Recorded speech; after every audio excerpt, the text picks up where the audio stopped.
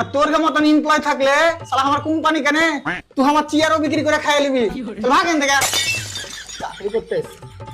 Next interview দিতে এসেছিস? না শুনো নাকি এখানে খিচড়ি দিচ্ছে। আমার সাথে আর কি?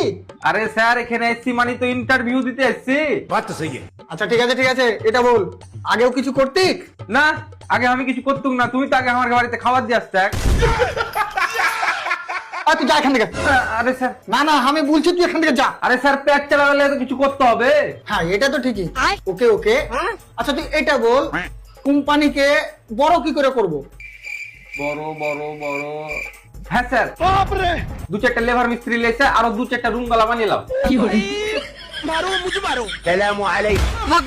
আরে কেলা তো দা, মানে বাকি কোম্পানি থেকে আমার কোম্পানি আরো উঁচাতে কি করে নিয়ে যাবো? নিচে থেকে 1 ফুট চেরা দাও তাহলে তো উঁচা হয়ে আলো।